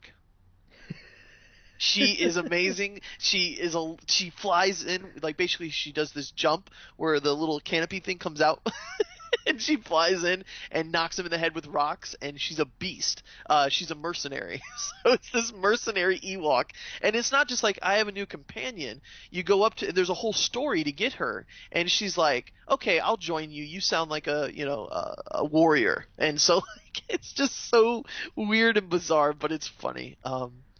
Yeah, but anyway, so that was my. I guess I was going to save that for the end, but that's my little journey into the Old Republic this week, and I've had nothing but fun with these people. They've just been a blast to play with, and it makes a real big difference going into MMO by yourself. You get bored really fast. Yeah. But when you have like-minded people, I was talking to one of the guys in their guild, the guys in Vent. We were talking about Dune because it was like, yeah, I'm reading this book, and I was just lost. Turns out he's a science fiction writer, and he has like published work. So I was like, oh, that's so cool. So yeah, they were good people. Nice. Yeah, so that was my little Star Wars Old Republic story. All right, what else we got here? Let's see here. We got some comic book news, don't we? We do. We have some. Cool. What do we got? We got an update on Civil War 2. That it's going to be between Iron Man and Captain Marvel. Oh, okay. Yeah, I remember this. That's right. God, we talked about this. It's very. Oh no, you continue with the. Apparently what's going to happen is there's going to be a hero pop up who is very precognitive. Not just like, hey, I'm psychic or I see the future, but like they described it as like this is all of the precogs from Minority Report rolled into one character. Like he sees the exact future. And that this is going to kind of be what this story is going to be about, is this idea of that same thing of like, do you throw people in jail for crimes they haven't committed yet?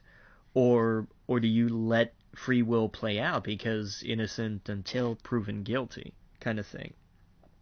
Right. So exactly. And I can already see it. Iron Man is going to be, justice for all and, throw these people away.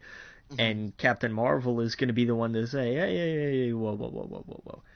I was created as a Kree superweapon, and I went against all that and kind of saved your ass a lot. So let's not take away the whole free will thing. Wait, see, I thought it was the opposite. Really? I thought it was, I thought it was the opposite. I thought it was Captain Marvel that was like, nope, they know the future. We need to arrest those people. Or did I read that wrong? I didn't. Well, because I'm just kind of guessing. I don't think they gave like an actual who's on what side of it. Oh, see, that's what I. Did you read this? Maybe I read it wrong here. Well, we'll get back to that, I guess, because I read it the opposite, and I was like, oh, they're making Iron Man a villain again. That's why I was like, I kind of. I'm sorry, they were making her the villain. That's what it was. And I was like, I didn't like that they built Captain Marvel up over the last few years as this hero, especially for female young readers, and now she's going to be this, the bad guy. And to me, that's how it came off, because to me, in Minority Report, the future was, it was interpreted. You know what I mean? Yeah. And so I thought, Tom Cruise was a good guy in that one, so they were going to make her the bad guy. And I thought, oh, that sucks. But maybe I misread it. I probably did, like most things. Well, and again, like that depends on your philosophy. Right, like right. I think you and I come into this the same way, but how many people out there are going to say no, lock them up? These we can see the future exactly. We know this is going to happen, so why not save a life? Right. But I don't know. Yeah. Interesting stuff. Yeah, it's going to be interesting. It's going to be different. I'm glad it's not the same old story. I'm glad that it seems like they're just using the title to kind of sell comics, right? Which makes sense. They're doing the opposite. They're doing this. I'm sorry, not the opposite. They're doing the same exact thing in the movies. They're going, here's the story, here's this title. It's not exactly the same thing, but it's close. I'm totally in for this. It's getting me excited to read Marvel again. I'm reading nothing but Star Wars Marvel, but for some reason I've kind of fallen off of a lot of their mainstay, comic books. So that's interesting. When does this come out? Do you know? Probably in May. Probably around the time the movie does.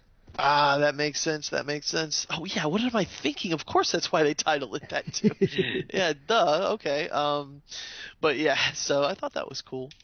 Didn't we have a little bit of wrestling news this week? We had a lot of news, actually, considering everything. Right. First news we got from Raw the other night.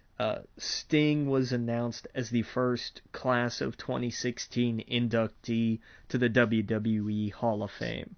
So this means he's retired. Pretty much, right? Yeah. You're not inducted in the Hall of Fame while you're still wrestling, right? Has that ever happened? I don't. Not regularly. I'll put it that way. Oh, okay. Like the Rock shows up. Rock's in it, right? No, I don't think so what? yet. The Rock's not in it? I don't think so. You don't have to be dead to be in it, right? Like you can still. They come out on stage on WrestleMania, I guess. Yeah. They're waiting for him to be older, I guess. I think so, yeah. Like, he is a shoo-in, no doubt. But I don't think Stone Cold's in it either. Oh, come on. I don't think so. Well, he's still kind of with the company, I guess. He's doing his podcast and whatnot. Yeah, I mean, Stone Cold and The Rock, to me, both of them just put everything on their shoulders during the Attitude Era. Oh yeah. They made wrestling what it is today.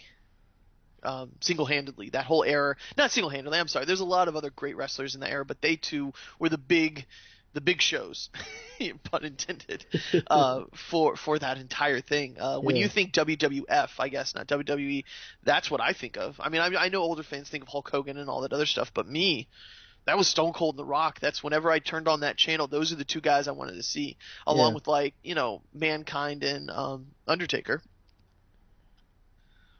Yeah. Sorry, I was looking. Stone Cold is inducted, but I'm not seeing The Rock here. Yeah, I think it's because The Rock kind of came out and was like, I'm never leaving. I'm never going to retire. It's just not going to happen from me. Didn't I see Kurt Angle say he was retiring from wrestling, not coming back to the WWE? I mean, Kurt's been with TNA forever. Did he start with the WWE or did he start with WCW? He started with WWE. He almost started with ECW, but that deal didn't work. But yeah, that's a whole interesting kind of thing. Well, I saw that he said he was happy he's retiring in England, and I thought, weren't you the United States champion or something? It made no sense. Yeah. But we're gonna take a quick break. When we get back, I think we still got some wrestling news to talk about, but we're gonna jump heavily into reviews of the movies and the books we've been reading and all the stuff we've been wrapping up. Probably not the Old Republic, since I've already talked about it and fell in love with it and told you all guys about it. But we'll be back in a minute. Again, you're listening to We Geek Podcast on the N.FM. See you in a minute. Welcome back to We Geek Podcast on the N.FM, and we got just a little piece of news left, and then we'll jump right into reviews. Wasn't there another bit of wrestling information? There was. John Cena tore his rotator cuff. And the reason that that's big is that that's usually like a 3 to 4 month rehab time. Oh, wow. Which puts him past WrestleMania. Everyone is injured, aren't they? Randy Orton, John Cena, Seth Rollins, Cesaro. There are like, and this is what happens. This is what happens when you don't build up your mid card. When everybody is stuck there. When everybody is Dolph Ziggler, who's been like, hey, we could almost do a thing and be great, and then for whatever reason the ball gets dropped and everything falls apart and nothing pans out, and we go back to John Cena has a match with somebody who we'll never hear from again every week kind of thing. So now they're scrambling. That's why they've changed the format for the Royal Rumble. Instead, now it's not the winner goes to WrestleMania, it's the winner wins the title. They're going back to when Flair won it in 92, because they have no plans for Mania. You can see that they are scrambling for anything. Oh, wow, yeah. See, this would have been... It's too bad Sting is injured, because that would have been the perfect WrestleMania match at the end to kind of set them both off. And to, because now what are they gonna do? All their big guys are done. Yeah. Except for a few. There's still a few that they could do, but you're right. It's not gonna have the same pop. I did see that Daniel Bryan is rumored to come back. Well, the thing is, he's been cleared by some doctors, but not by others. Oh, okay. And nobody can ever give a straight answer on whether or not he can be cleared to get back in the ring. And Gotcha. this has been going on for months. They're like, was he healed? Well, yes. Well, no. Well, maybe. Like it's nothing but just a giant cluster of like we don't know what's going on. And so I mean they're gonna have to bring him off the shelf if for no other reason than there's nobody else. Right. Yeah. I don't know what they would. Who would you pick as the main match for WrestleMania? I mean, right now it's looking like a Reigns-Lesnar rematch, and I don't really want that because it worked so well the last time. Right. But I mean, the alternatives are people like Sheamus, which God help us all. No. And just like there's not really a great outcome here. There's no, like, right. I'm not seeing a light at the end of the tunnel that isn't an oncoming train. Right. And it's going to be a wreck at Mania. Yeah. I mean, I know, we'll have Undertaker and whoever it is he faces. We'll see that set up, starting next month, probably. Unless like they put him in the Rumble and he wins. And like that, I mean, that would surprise the hell out of everybody. But they've got Lesnar in the Rumble, and it looks like either he's gonna win or be the last one eliminated, most likely. Probably. So that'll set up, and that'll build a feud going into Mania, and he'll, I almost see a Reigns-Lesnar rematch, and I don't want that. What about one of the Wyatt family, or what about Kevin Owens? KO would be great. I would love to see him get that pop. I would love to see him move forward. This would be the time to do it. This would. This would be the time to. Oh crap! He just jumped up to the top spot. Well, and I mean, here's the thing. Like they built him up. He came in and his first match on the main roster, he beats John Cena, and they, it was a whole huge big deal and everything, right. and it was like, okay, so what are we gonna do? John Cena's first match, right? So it's like, what are we gonna do with him now? Not much. Yeah, like that's what's been driving so much of the IWC crazy, is that there are no plans, and everybody is scrambling, and you can tell that things are not. It used to be like there was at least a chart of like, okay, this and then this and then this, and you guys go out there and fill in the details. Right. But it seems to be that so much now that everything is so micromanaged. It's not, here's some bullet points, go out there and hit these and add your own character flair to it. It's like, no, here's your paragraph, go out and read this, and, maybe pause occasionally for the crowd reaction. And and you can see the results. The ratings are less than half of what they were during the Monday Night War. Right. And in the immediate aftermath. They're pulling like 2 point somethings in the ratings. Wow. That's junk. That is garbage. And they can't, for whatever reason, they can't seem to get out of it. And I'm thinking, a lot of the talk has always been, well, it's a publicly traded company, so they have these shareholders now, and they have to, and I understand that from a business sense of like, we don't want to scare the hell out of the shareholders. Mm-hmm. But I think looking at ratings that are half what they were 12 years ago, that would scare the hell out of me as a shareholder. Right, yeah. Yeah, exactly. Like, I don't understand why they're not like, hey, what worked? Oh, the Attitude Era. Let's go back to that. Well, and I understand, like, you can't really go back to that, but you can go back to the idea of what happened was everybody just kind of said, look, this isn't working. We're losing to WCW. What do we do? Right. And the top talent, the guys that came out of that on top, Triple H, The Rock, Stone Cold, they said, look, we're going to go out there and we're going to work the crowd. The Rock had been trying to do the big, happy, dancing, smiling, showboating persona, and it never worked. And then he came out and he cut the promo of seeing that sign that said, "Die, Rocky, die." And he just flipped it, and he said, all right, fine, if you don't want me to be Rocky and be smiling and dancing and be happy, fine, then you're gonna get The Rock. Right. And he had the freedom to take it and run with it. The same thing with Stone Cold. His Austin 316 thing was his baby. He went out and he said, look, Jake Roberts is religious and John 316 this. Yeah, well, Austin 316 says I just whipped your ass. Right. And they ran with it, and they had the freedom to do that. And it was just they've come so far away from that. They've done a complete 180 from that, and it's killing the product. Well, what makes franchises make a lot of money? Go back to the basics. Go back to what people fell in love with. I hate to bring up Star Wars, prime example. Yeah. You knew where I was going with that, but it's like, why you've gone so far off base here. You need to, what did people fall in love with us? The height of our popularity. Don't go back to being completely over the top, but kind of find out what made that special. And it had a lot to do with like actual healthy competition. So that's kind of hard to do. You kind of ate it all up. Yeah.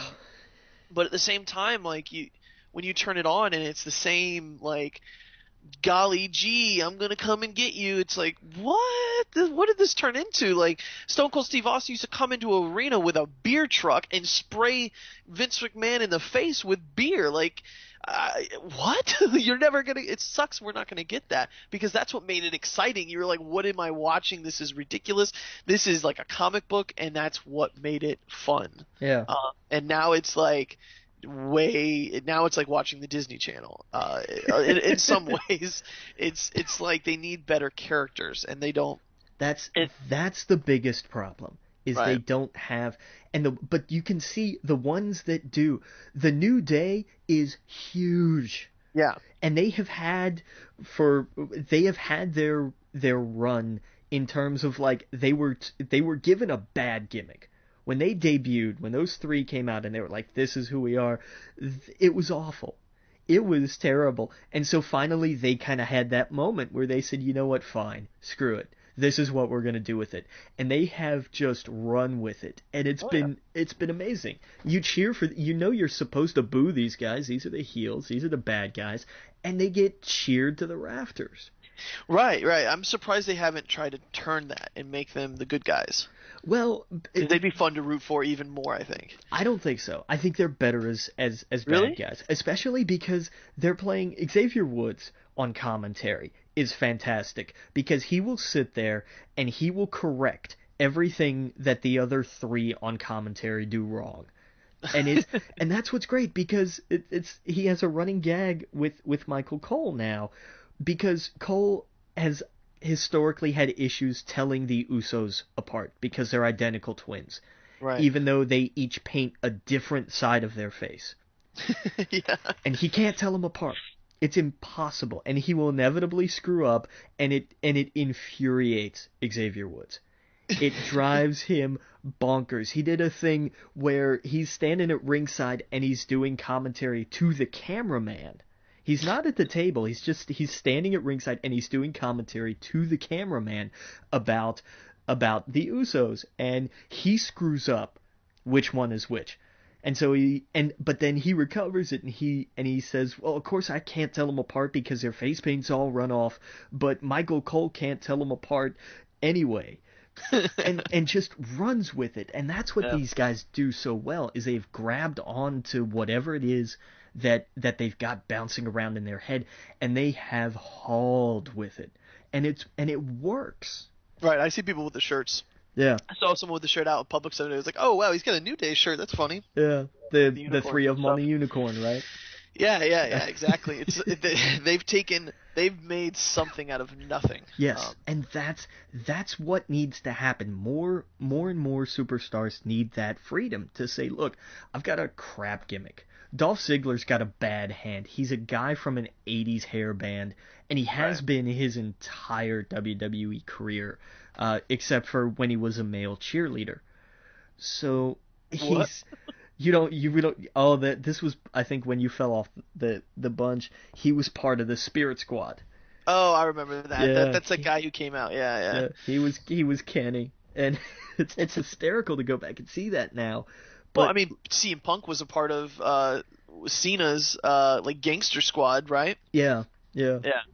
So it's funny how they how they come up. That's the thing of, like, you have to allow the evolution. CM Punk's a great example of, here was a guy who started, and he would be the number one guy right now if he was still in there. I think he would be by far and away the number one dude. Hands down, absolutely. Yeah, and he was the best thing they let go. Or not let go, but God, they should have given him what he wanted. Yeah. Which wasn't unreasonable, really. No, it wasn't. He was so entertaining. Like he could have said at the end, "Are you not entertained?" Because it was so entertaining to me that I didn't even watch it. I went back and watched a lot of his stuff because I was like, this guy, he had that gimmick of he said what he wanted. And I'm sure a lot of it, of course, was a part of the gimmick, but a lot of it was real too. Like you found out afterwards, like a lot of it wasn't bullshit. Like he was straight. He was pissed. And he blurred that line, and that's what was needed. And he's gone. And AJ Lee on the Diva side blurred that line. She's gone. Like they can't. These are the best things that happen to ratings, to the company, to this industry, and they're like, yeah, don't let the door hit you. Oh yeah, I'm sure they're laughing all the way to the bank. CM Punk is now, he's got his own thing, and AJ Lee, they don't need it. They had their fun, they had their ride, I think they saw what was happening and they needed to get out, especially the way they were treated. A lot of that behind the scenes stuff was just bad. Him getting his papers on his wedding day. Yeah. That's not excusable. That's not okay. Well, and that stretches way back. I mean, when Stone Cold got fired from WCW, they did it over the phone while he was rehabbing an injury. They were like, "Yeah, Steve, you're we're gonna exercise our right not to renew your contract." And he's like, "Are you kidding me?" Yeah, and that's a good point, because look what happened with him. That could happen to any of these new guys. And I was really glad when WWE bought up ECW and had just so now they have the library that you can see on the WWE Network for $9.99 a month, which I couldn't help it. You can go back and see his promos in ECW. He doesn't wrestle but like 2 matches. But Paul Heyman brought him in and he said, "Look, you're angry about this. I get it. I've got a TV show. Why don't you come talk about it?" And he let loose, and that was what he needed. He needed a place to experiment, to say to find what it is he can do for this crowd, and that gave him the start of Stone Cold. And then he went to WWE, and they made him the ringmaster, and they took all that away from him. Right. But then they learned their lesson, and once they let him loose, once that glass broke, there was no stopping it. Yeah, and that character wasn't far off from what he actually is, and that's why I think it just felt so natural. Exactly. Yeah. To him, so long story short, the WWE needs more character development. Yeah, that's key for any story. So, we'll get back and we will talk about Dune, the Reverend, and I saw in a movie called What We Do in Shadows. So we'll talk about all that when we get back. Again, you're listening to We Geek Podcast on the in.fm. See you in a minute. Welcome back to We Geek Podcast on the in.fm, and we're in our last segment here. We got some reviews and stuff to talk about. Before we get to that, there was some news that broke. Yeah, we got one piece of movie news. It turns out that they are going to move forward with The Silver Chair, which will be the 4th Chronicles of Narnia movie. Okay. I think it's a 4th, right? Right. Yeah. But it's going to be a reboot. I think they're confusing what reboot means, because what they think it means is none of the original cast will be returning. Okay. So okay, sure, whatever. Yeah, I don't know anything about this series. What I hope they do is they find a way to introduce the movie to a new audience, and that's what they mean by reboot. But it tells whatever story the 4th one is. Yeah. Mark Gordon, who's a producer, says it's going to be a brand new franchise. All original characters, different directors, and an entire new team that this is coming from. So why not just make a new franchise and not call it the 4th movie in the series? I don't know. Right, okay. And one more bit of video game news. At the DICE, what are called the DICE Awards, which are really the Academy of Interactive Arts and is it Academy of Interactive Arts and Sciences, I think. They hold, because we got a little tripped up on this last time. It's not DICE as in the company. Gotcha. It's just DICE. It happens to spell out the same thing. It's right. Something else. We know that Hideo Kojima goes into the hall. We found out just Satoru Iwata will get a Lifetime Achievement Award. Oh, okay. That's pretty cool. And those are February 18th are the DICE Awards. Awesome. Well, we don't have much time, so I know you want to dive into it. Talk about Dune first. Now, this is, I'll be honest here, I tried as much as I could to read this book. It is huge. I didn't understand anything that was going on, and I asked you earlier this week, I was like, can I cheat and kind of finish it up? Because I knew I wasn't going to be able to finish it in time. With the movie, and I gotta tell you, I still haven't a clue what I mean. I have a bare bones understanding. And before because I don't want to butcher it. I mean, I understand there's a planet with spice. Everyone's obsessed with it. I'll let you kind of go into it because I'm sure you had a better understanding of what was going on. This was one, I'm doing this whole thing this year, and I'm going back over these books that's like, you haven't read this, like, kind of thing. So I'm like, fine, I'm gonna read this. And this was kind of the first one on the list, because this was the book that put science fiction on the map. There are a lot of seminal works and a lot of big name works, but Dune was really the first big commercial, like, science fiction can be a thriving genre. And it didn't happen originally, but it built, and people went, oh yeah, wait, this is actually like really good literature. And it helped propel the genre to what it is today. So, for that you can either thank it or hate it, depending on how you think the genre is going. But this the world it's complex and it's simple at the same time. Like if you strip away, it's tough to get into to start with because you're thrown a lot of names and a lot of concepts fairly quickly.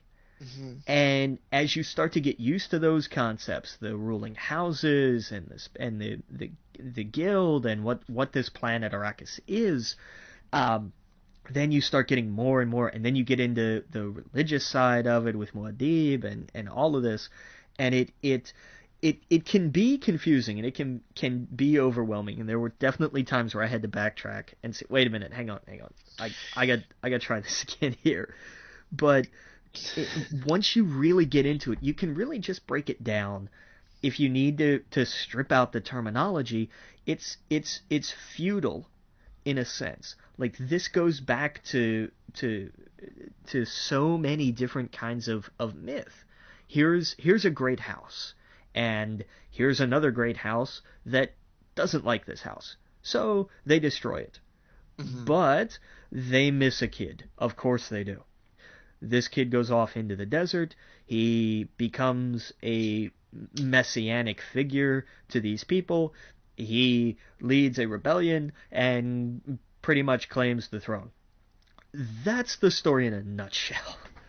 But right. it's the depth within that, and it's the characters themselves that really sell the story. It's not so much the idea of the Bene Gesserit being this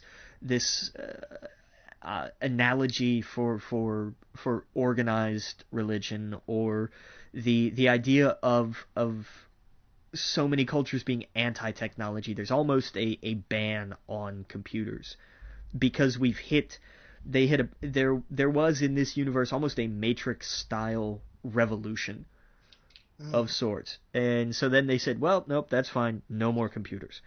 But you find some of these characters that process the same way, the Mentats, who kind of process at a computer like efficiency. Right. And it's you can see where the stage is set for some of the others. And I once I get through some of this other list, I want to go back because this series has officially, I think there's 7 in terms of chronology. There's 7 Dune books. His son carried on after he died. Herbert's son carried on after he died, very in almost a Tolkien-esque fashion. Right. The son takes over from the father. Right. But it was a fascinating read, and it was tough to get into, and there were times where I was like, okay, wait, back up. Hold on. Yeah, I couldn't tell who was talking at some points in time. I guess just because I couldn't get into any of the characters. It was and what made it even worse, the book was much more understandable. I could understand it better than the actual movie itself. Yeah. That was there was a floating syringe thing at some point. Guy bloating up and I had no idea what the hell they were doing. Yeah. But then I was like, oh, look, it's Jean-Luc Picard and Max von Sydow. Like, there's all these famous actors in it, and I'm like, what? And they're much younger. And it was fascinating though. It was just that's a movie you could riff on. That's a movie that they need to put into Mystery Science Theater 3000 or whatever. Oh yeah. And there's an interesting. They did a documentary, was a couple years ago, and it's called Jodorowsky's Dune. Right. And it was before, it was like, well, instead of David Lynch doing it, here was somebody else who was going to do it, and it's a whole different look. Oh wow. And that's if you haven't seen it, that's a documentary you got to go watch. Okay. It is tremendously fascinating.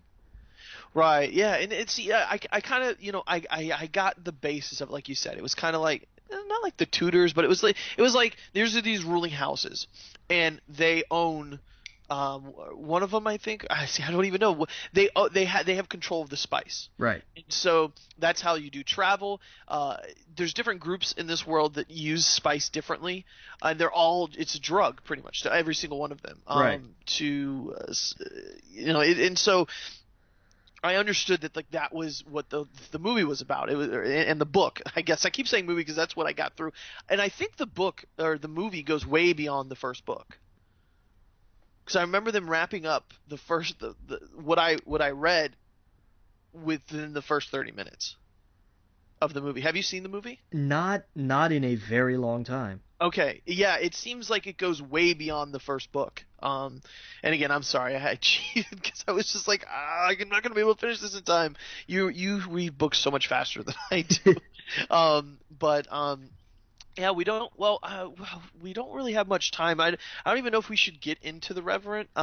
We can Maybe talk we should save that or if you want to talk about it a little bit. Well, before, let's actually pick the book for next week, and it's my pick, but I'll let you pick between two. Okay. Okay. Of course, it's going to be Star Wars. Okay. So, do you want to read Lost Stars or the Lords of the Sith? Lords of the Sith about Darth Vader and Palpatine. Lost Star is like new characters set between the times of kind of like the beginning of A New Hope all the way until like the Battle of Jakku. Yeesh. Let's go with Lost Stars. Okay, Lost Stars it is. That's the one that actually has much better reviews. Okay. yeah, it's got like 600 reviews, 80% of them 5 stars. So it's not bad. It's actually, I hear people like, it's a young adult novel, but don't let that scare you. It's actually good. So I was like, okay, all right, well, we'll see. Yeah, so that's the book. I hate the stigma behind that label. Not to take too much time because we don't have much. But don't let the words young adult fiction turn you off from a book. Read it anyway, because you will probably really enjoy it. Right, and the plot it's very simple like that. It's Lost Stars. It's these two characters that are best friends or whatever. They end up on the opposite side of the war. And you see what happens. And so I thought it was an interesting concept. So we got about a minute. Yeah, I guess we'll wait to do the Reverend until next week. Are you okay with that? Sure. And I'll talk about what we do in Shadows as well, because holy cow, that's so much fun. Yeah, that'll give me time to see it. Yeah. What? I said that'll give me time to see it too. Yes, please do, man. I implore anyone out there it's on Amazon and everything else. You can go download it and watch it or whatever, stream it. But yeah, so anyway, we should probably wrap up. So we have a few seconds left. Again, of course, this is We Geek Podcast. We are live-ish at 9 o'clock, adjacent, 9 o'clock on Wednesdays. After that, you can always pull up our podcast, We Geek Podcast, on iTunes or your Android devices and on the computer and everything else. Go to our Facebook group. It's We Geek Podcast. We got 2 of them. One you can like, one you can comment on. We got our Twitters, which is at Adam Estep and at the Logan Witt. And at We Geek Podcast. Send us an email, wegeekpodcast@gmail.com, and join us every Wednesday here, and like, comment, share. Definitely go to iTunes and give us a review. That definitely helps get our name out there. And tell your friends and family members, if you got a geek that you know, have them listen to this podcast. That's where it's at. Anything else I'm missing, Logan? I think that'll do it. Okay, all right. Well, until next week, Captain.